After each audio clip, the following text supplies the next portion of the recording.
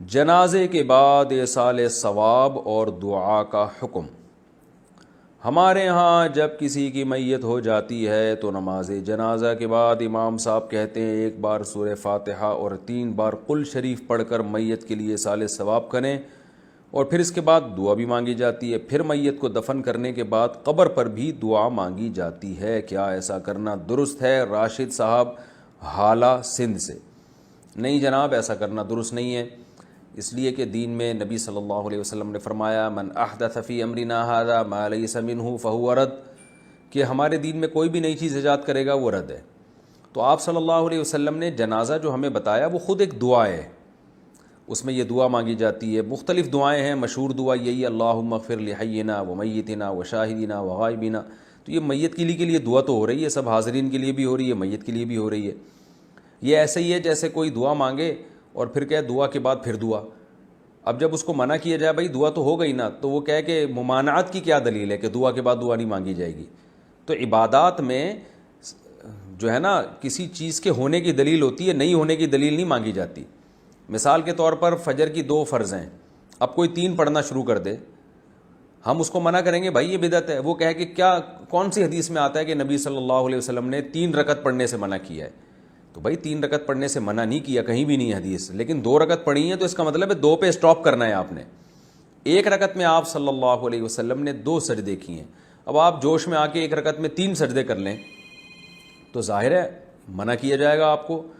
اب آپ دلیل یہ دے رہے ہیں کہ کون سی حدیث ہے جس میں 3 سجدوں سے منع کیا، تو ایسی تو حدیث قیامت تک نہیں ملے گی۔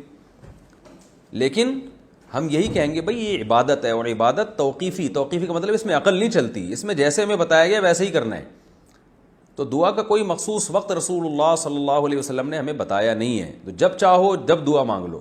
تو آپ نے جب اپنی طرف سے کوئی وقت فکس کر لیا اور اس کا عمل بنا لیا، اور لوگ جو نہیں کر رہے اس کو آپ ملامت کر رہے ہیں، یا ملامت نہیں بھی کر رہے لیکن آپ نے اپنی طرف سے اس کی پابندی شروع کر دی، اور دیکھنے میں ایسا لگ رہا ہے کہ یہ بھی کوئی شریعت میں مطلوب عمل ہے اور اس کی کوئی لاجک بھی نہ بنتی ہو، کہ کیونکہ نماز جنازہ ہے ہی میت کے لیے دعا، تو پھر آپ دعا مانگ رہے ہیں، اس کا مطلب وہ دعا نہیں تھی، وہ کیا تھا؟ وہ اگر کوئی کہتا ہے کہ بھئی دوبارہ دعا مانگنے میں کیا حرج ہے، تو پھر تیسری دفعہ دعا مانگنے میں بھی کوئی حرج نہیں ہونا چاہیے، چوتھی دفعہ بھی نہیں ہونا چاہیے۔ تو اس طرح سے کوئی 10 دفعہ دعا مانگتا رہے کہ بھئی دعا ختم کرو، چلو دوبارہ دعا شروع کرو، اب آپ اسے کہیں پھر کیوں مانگ رہے ہو، تو کہ ناجائز ہونے کی کیا دلیل ہے؟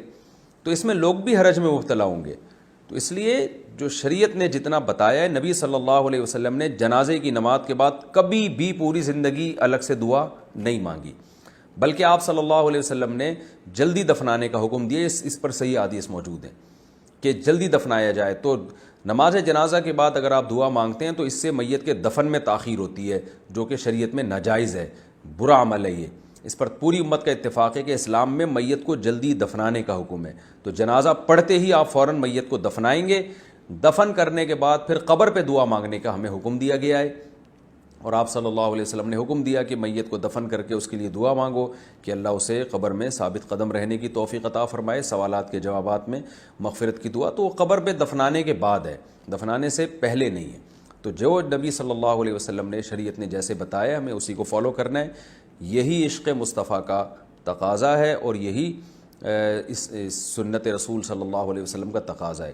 شاعر نے کہا ہے نا، شرط ایماں مصطفیٰ سے والہانہ پیار ہے، پیار لیکن پیروی ہے، پیروی دشوار ہے، کہ مصطفیٰ صلی اللہ علیہ وسلم سے جو ہے نا عشق کی حد تک محبت کرنا یہ ایمان کی شرط ہے، لیکن محبت نام ہے فالو کرنے کو۔